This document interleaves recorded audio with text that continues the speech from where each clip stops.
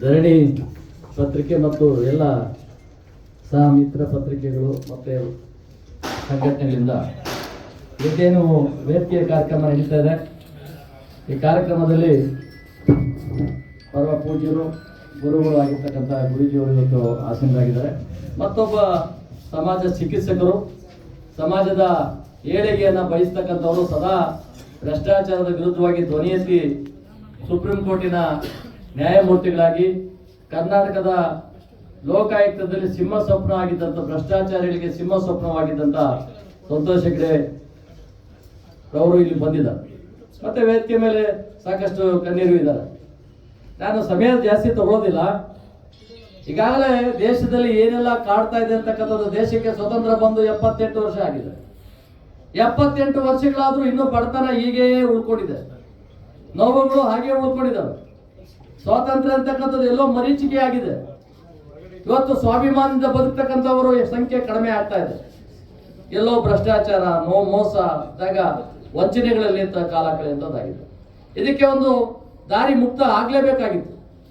ಎಲ್ಲೋ ಅಪರೂಪಕ್ಕೆ ಸಂತೋಷ್ ಹೆಗ್ಡೆ ಅಂತವರು ಕಾರ್ಯಕ್ರಮಗಳನ್ನು ಕೊಡೋದ್ರ ಮುಖಾಂತರವಾಗಿ ಲೋಕಾಯುಕ್ತರಾಗಿ ಸಾಕಷ್ಟು ಉತ್ತಮವಾದಂಥ ಕೆಲಸಗಳನ್ನ ಮಾಡಿ ಸಮಾಜಕ್ಕೆ ಒಂದು ಸಹಿ ಹಂಚ್ಕೊಳ್ಳುವಂಥ ಕೆಲಸ ಮಾಡಿದ್ರು. ಆದರೆ ಒಬ್ಬರಿಂದ ಆಗುವಂಥ ಕೆಲಸ ಅಲ್ಲ ಇದು. ಇದು ಸಮಾಜದ ಎಲ್ಲರಿಂದ ಆಗುವಂಥ ಕೆಲಸ.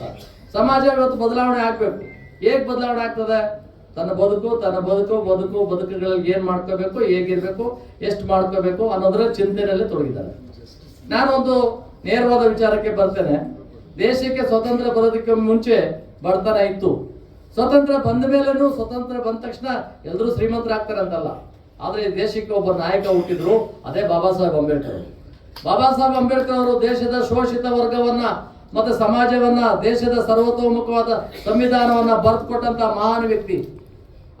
ಅವರು ಸಂವಿಧಾನವನ್ನ ಬರೆದ್ರು, ಸ್ವಾತಂತ್ರ್ಯವನ್ನ ಕೊಟ್ಟರು, ಸಮಾನತೆಯನ್ನ ಕೊಟ್ಟರು, ಸ್ವಾಭಿಮಾನವನ್ನ ಕಲಿಸ್ಕೊಟ್ಟು ಹೋದ್ರು. ಆದ್ರೆ ಇವತ್ತು ದೇಶಕ್ಕೆ ಸ್ವತಂತ್ರ ಬಾಬಾ ಸಾಹೇಬರು ವಿಷಯವನ್ನ ಕುಡಿದು ಬಡವರಿಗೆ ಅಮೃತ ಕೊಟ್ಟರು. ಅದು ಮೀಸಲಾತಿ. ಇವತ್ತು ಮೀಸಲಾತಿಯನ್ನ ಪಡ್ಕೊಂಡಂತ ಬಹಳಷ್ಟು ಸಂಖ್ಯೆಯಲ್ಲಿ ಇರ್ತಕ್ಕಂಥ IAS, IPS, IRS, IFSಗಳು, ಡಾಕ್ಟರ್ಗಳು, MLAಗಳು, MP ಗಳು, ಈ ಪರಿಶಿಷ್ಟ ಜಾತಿಗಳಿಂದ ಬಂದಿರತಕ್ಕಂಥವರು ಇವತ್ತಿಗೂ ತಮ್ಮ ಅಣ್ಣ ತಮ್ಮಂದನ್ನ ಮನೆ ಒಳಗಡೆ ಸೇರಿಸೋದಿಲ್ಲ. ಅವರು ಇವತ್ತು ತನ್ನ ಕುಟುಂಬವನ್ನ ಮಾತ್ರ ಬೆಳೆಸ್ತಾರೆ. ತನ್ನ ದೂರ ಸಂಬಂಧಿಗಳಾಗ್ಲಿ ಅಥವಾ ಅಣ್ಣ ತಮ್ಮಂದರು ದೂರದಲ್ಲಿ ಹಳ್ಳಿಗಳಲ್ಲಿ ಇದ್ರೆ ಅವ್ರನ್ನ ಹಾಗೆ ಬಿಟ್ಬಿಡ್ತಾರೆ. ಯಾರಾದ್ರೂ ಅವ್ರನ್ನ ನೋಡೋದಕ್ಕೆ ಬಂದ್ರೆ, ನಾನು ಹೇಳೋದಕ್ಕೆ ಕೆಲವರು ಹೆಸರುಗಳು ಹೇಳೋದಕ್ಕೆ ಇಷ್ಟಪಡಲ್ಲ, ತನ್ನ ತಂದೆ ತಾಯಿ ಮನೆ ಒಳಗಡೆ ಬಂದ್ರೆ ಮನೆ ಒಳಗಡೆ ಬಿಟ್ಕೊಳ್ದೆ ಹೊರಗಡೆ ಬಿಟ್ಟು ಕಳಿಸ್ತಾರೆ. ಯಾಕೆ ಅಂತ ನಾವು ಟಿವಿನಲ್ಲಿ ಎಷ್ಟೋ ಸಾರಿ ನಾನು ಮಾತಾಡಿದ್ದೀನಿ. ನಾನು ಅವಾಗ ಕೆಲವರು ನೋಡಿರ್ತೀನಿ, ಟಿವಿಗಳಲ್ಲಿ, ಲೈವ್ಗಳಲ್ಲಿ, ಡಿಬೇಟ್ಗಳಲ್ಲಿ ಮಾತಾಡ್ತಾ ಇರ್ತೀನಿ. ನಾನು ಮಾತಾಡುವಾಗ ನನಗೆ ನಿಷ್ಠುರವಾಗಿ ಕಂಡಿದ್ದನ್ನು ಕಂಡಂಗೆ ಹೇಳ್ತಕ್ಕಂಥವನು. ನಮ್ಮಲ್ಲಿ ಕೆಲವು ದೊಡ್ಡ IAS, IPS ಅಧಿಕಾರಿಗಳಿದ್ದಾರೆ, ದೊಡ್ಡ ಕವಿಗಳು, ಸಾಹಿತಿಗಳು ಇದ್ದಾರೆ. ಅವ್ರ ತಂದೆ ತಾಯಿಗಳು ಏನಾದ್ರು ಅವ್ರ ಮನೆ ಒಳಗೆ ಹೋದ್ರೆ ಜಗಲಿಯಲ್ಲಿ ಕೂತ್ಕೊಂಡು ಹೋಗ್ಬೇಕು ಆಚೆ. ಅವ್ರು ಆಚೆ ಬಿಟ್ಟು ಒಳಗಡೆ ಹೋಗಕ್ಕೆ ಬಿಡೋದಿಲ್ಲ, ಅವರು ಸೇರಿಸ್ಕೊಳ್ಳೋದಿಲ್ಲ. ನಾನು ಅದ್ರ ಬಗ್ಗೆ ಪ್ರಸ್ತಾಪ ಮಾಡಿದಾಗ ಅದೇ ದೊಡ್ಡ ವ್ಯಕ್ತಿಗಳು ನನ್ನ ಕೇಳಿದ್ರು, ನೀವು ನನ್ನ ಬಗ್ಗೆ ಟಿವಿನಲ್ಲೆಲ್ಲ ಮಾತಾಡ್ತೀರಿ, ನೀವೀಗೆಲ್ಲ ಮಾತಾಡೋದ್ರಿಂದ ನನ್ನ ಪರಿಸ್ಥಿತಿ ಏನಂತ ನಿಮ್ಗೆ ಗೊತ್ತಾ ಅಂತ. ಏನು ಅಂತ ಕೇಳಿದಕ್ಕೆ ಅವ್ರು ಹೇಳೋದಿಷ್ಟೇ, ನಾನು ಮದುವೆ ಆಗಿರೋದು ಮೇಲ್ಜಾತಿ ಹುಡುಗಿನ, ನನ್ನ ಹುಡುಗಿ, ನನ್ನ ಹೆಂಡತಿ ಏನಾದ್ರೂ ನಮ್ಮ ಅಪ್ಪ ಅಮ್ಮ ಹೊರಡೆ ಬಂದರೆ ನನ್ನ ಹೆಂಡತಿ ಮನೆ ಬಿಟ್ಟು ಹೊರಡೋಗ್ತಾರೆ, ನನ್ನ ಪರಿಸ್ಥಿತಿ ಏನು ಅಂತ ಪ್ರಶ್ನೆ ಮಾಡ್ತಾರೆ. ಇಂಥ ಒಂದು ಸಮಾಜದಲ್ಲಿ ನಾವಿದ್ದೇವೆ. ಈ ಸಮಾಜವನ್ನು ಬದಲಾಯಿಸಬೇಕಾದ್ರೆ ನಾವೇನು ಮಾಡಬೇಕು? ಇವತ್ತು ತಾವು ಬದುಕ್ರಿ, ತಾವು ಬದುಕಬಾರ್ದು ಅಂತ ಯಾರು ಹೇಳಲ್ಲ. ಎಲ್ಲರೂ ಹಣ ಮಾಡಬೇಕು, ದುಡ್ಡು ಮಾಡಬೇಕು, ಸಮಾಜದಲ್ಲಿ 4 ಜನರ ಮತ್ತೆ ನೀವು ಬದುಕಂತ ಮಾಡಬೇಕು, ಮಾಡ್ಕೊಳ್ಳಿ. ನೀವು IAS ಆಗ್ತೀರಾ, IPS ಆಗ್ತೀರಾ, MLA ಆಗ್ತೀರಾ, MP ಆಗ್ತೀರಾ, ನಿಮ್ಮ ಮಕ್ಕಳಿಗೆ ಯಾಕೆ ಮೀಸಲಾತಿ? ನೀವು ಸುಧಾರಣೆ ಆದ್ಮೇಲೆ ಬಿಟ್ಕೊಡಿ.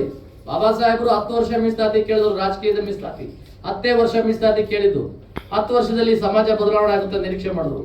1952ರಲ್ಲಿ ಮೊದಲನೇ ಸಾರ್ವತ್ರಿಕ ಚುನಾವಣೆಯಲ್ಲಿ ಈ ರಾಷ್ಟ್ರದ ಮೀಸಲಾತಿಯನ್ನು ಬಂದಾದ ಮೇಲೆ 54ರಲ್ಲಿ ಅಂಬೇಡ್ಕರ್ ಒಂದು ಭಾಷಣ ಮಾಡ್ತಾ ಹೇಳ್ತಾರೆ, ಕಣ್ಣಲ್ಲಿ ನೀರು ಹಾಕೊಂಡು ಗಳಗಳ ಅಂತ ಅಳ್ತಾರೆ.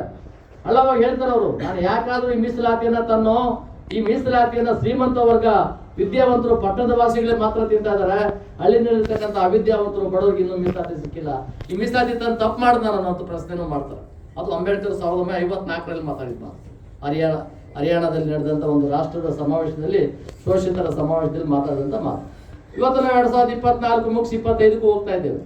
ಇವತ್ತು ಮೀಸಲಾತಿ ಅಂತಕ್ಕಂಥದ್ದು ಕೆಲವರು ಸ್ವಂತ ಆಸ್ತಿ ಮಾಡ್ಕೊಂಡ್ಬಿಟ್ಟಿದ್ದಾರೆ. ಇತ್ತೀಚೆಗೆ ಒಂದು ಸುಪ್ರೀಂ ಕೋರ್ಟ್ ಜಡ್ಜ್ಮೆಂಟ್ ಬಂತು, ಕೇನೆಪದ್ರ ಅಂತ, ಕ್ರಿಮಿಲೇಯರ್ ಅನ್ನೋ ಒಂದು ವಿಷಯದಲ್ಲಿ ತಂದರು. ಕ್ರಿಮಿಲೇಯರ್ ಅನ್ನೋ ವಿಷಯದಲ್ಲಿ ಯಾರು ಆರ್ಥಿಕವಾಗಿ ಮೇಲೆ ಬಂದಿದ್ದೀರಾ ನೀವು ನಿಮ್ಮ ಅಣ್ಣ ತಮ್ಮರಿಗೆ ಬಿಟ್ಕೊಡಿ ಅಂತ.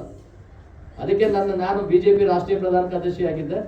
ನಾನು ಬಿಜೆಪಿಯಲ್ಲಿ ಇದ್ರೂ ನಾನು ರಾಷ್ಟ್ರೀಯ ಆಲ್ ಇಂಡಿಯಾ ದಲಿತ ಆಕ್ಷನ್ ಕಮಿಟಿ ರಾಷ್ಟ್ರೀಯ ಅಧ್ಯಕ್ಷನಾಗಿ ಕೆಲಸ ಮಾಡ್ತಾ ಇದ್ದೇನೆ. ಇಡೀ ದೇಶದಲ್ಲಿ ಇವತ್ತು ಸೌತ್ ಇಂಡಿಯಾದಿಂದ ನಾರ್ತ್ ಇಂಡಿಯಾದಲ್ಲಿ ಅತ್ಯಂತ ಪ್ರಭಾವಿ ಸಂಘಟನೆ ಕಟ್ಟಿರ್ತಕ್ಕಂಥದ್ದು ಯಾರಾದರೂ ಕನ್ನಡಿಗರು ಇದ್ದಾರೆ ಅಂದರೆ ಅದು ನಾನು ಒಬ್ಬರೇ, ನಾನು ಹೆಮ್ಮೆಯಿಂದ ಹೇಳ್ಬೋದು.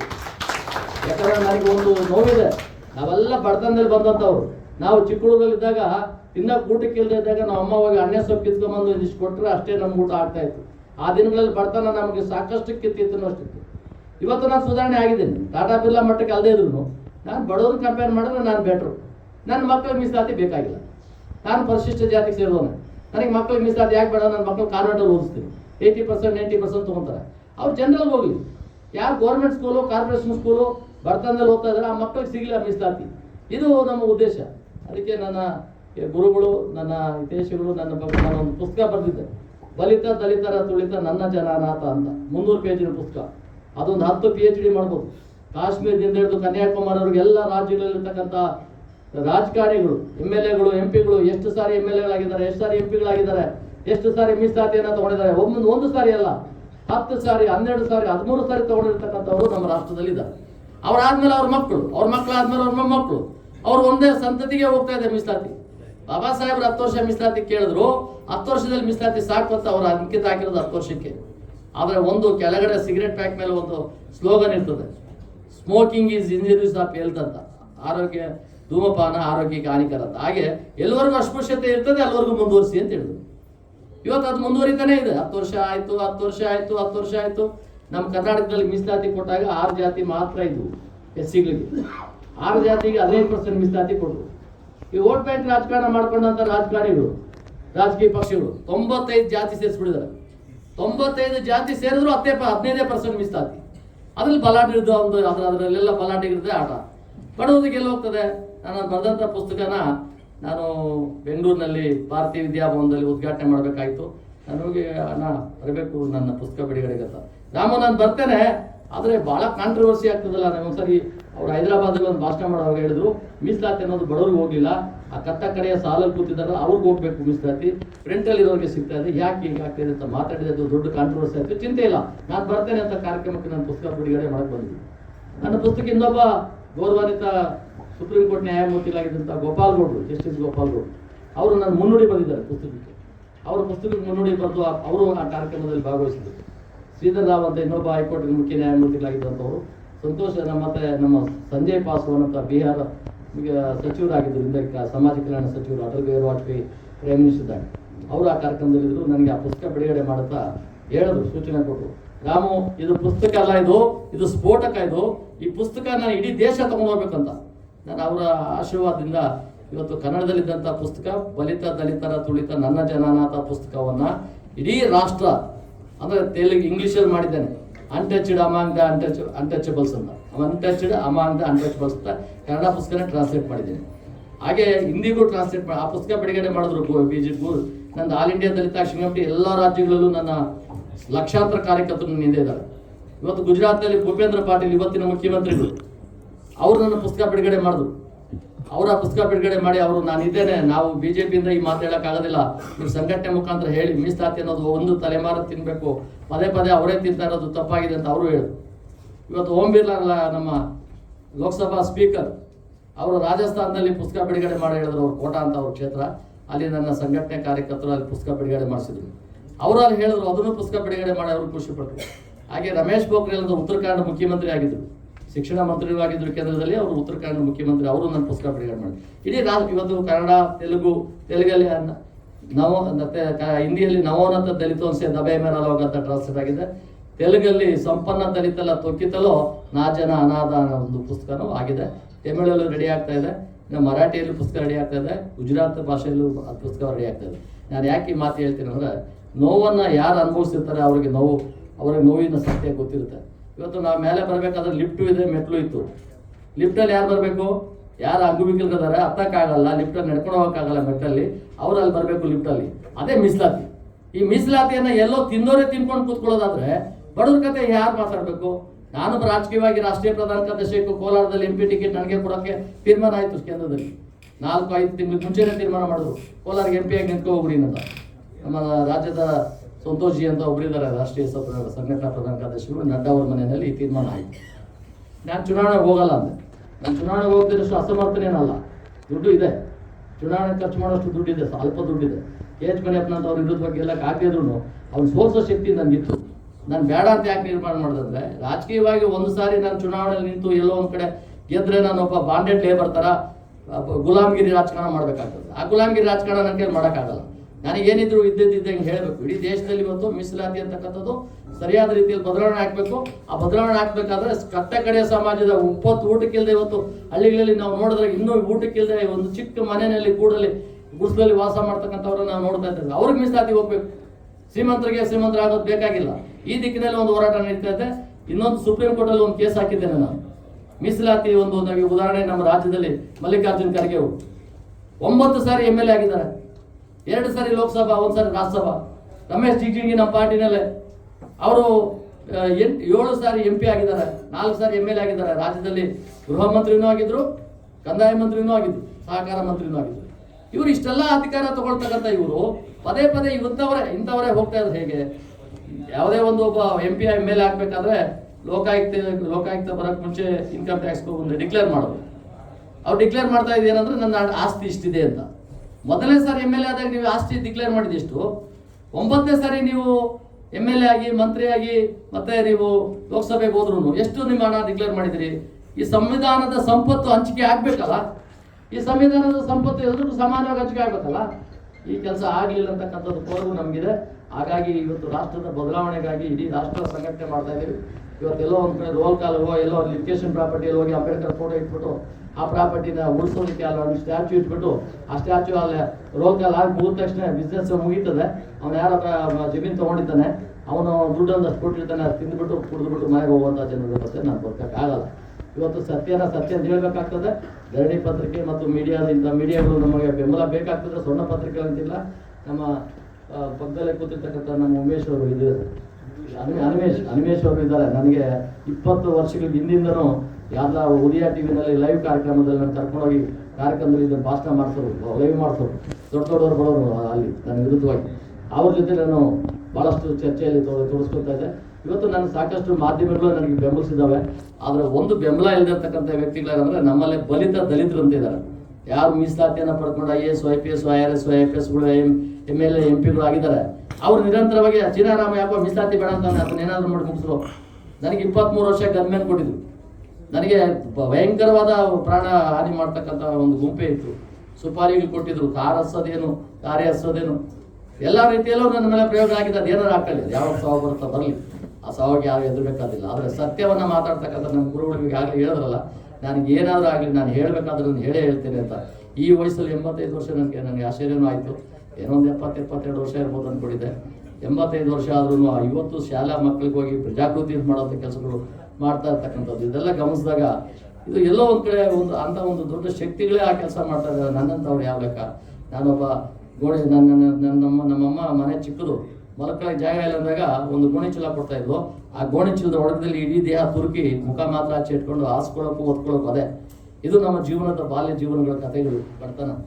ಇವತ್ತು ಆ ಬಡತನದಲ್ಲಿದ್ದಂಥವ್ನು ಇವತ್ತು ಸುಧಾರಣೆ ಆಗಿದ್ದೀನಿ. ನನಗೆ ಸುಧಾರಣೆ ಆಗಿರೋದು ಬೇರೆ ಯಾವುದೋ ಮಾರ್ಗದಿಂದಲ್ಲ. ಯಾವ ಮಾರ್ಗ ಇಟ್ಕೊಂಡಿದ್ದೀನಿ ಅಂದರೆ ನಾನು ಬದುಕೋದಕ್ಕೊಂದು ಕೆಲವು ದಾರಿಗಳು ಇಟ್ಕೊಂಡಿದ್ದೀನಿ. ನೀವು ಲಾಲ್ಬಾಗ್ ಯಾರಾದರೂ ನೋಡಿದರೆ, ಲಾಲ್ಬಾಗ್ ಒಳಗಡೆ ಒಂದು ಕೆರೆ ಇದೆ. ಆ ಕೆರೆಯಲ್ಲಿ 10 ವರ್ಷದಿಂದ ನಾನೇ ಮೀನುಗಾರಿಕೆ ಮಾಡ್ತೀನಿ. ಮೀನು ಮರಿ ಆಕ್ಷನಲ್ಲಿ ತೊಗೊಳ್ತೀನಿ ಕೆರೆನ. ಮೀನು ಮರಿ ಬಿಟ್ಬಿಟ್ರೆ ನಾನು ಇಲ್ಲಿ ಭಾಷಣ ಮಾಡ್ತಾಯಿದ್ರು, ಅಲ್ಲಿ ಮೀನು ಬೆಳೀತಾ ಇರ್ತದೆ. ಯಾರೋ ಬರ್ತಾರೆ, ಹಿಡಿತಾರೆ, ಒಂದು ದಿನಕ್ಕೆ 1 ಟನ್ನು 2 ಟನ್ ಮೀನು ಹಿಡಿತಾರೆ. 1 ಟನ್ ಅಂದರೆ 100 ರೂಪಾಯಿ 1 kg.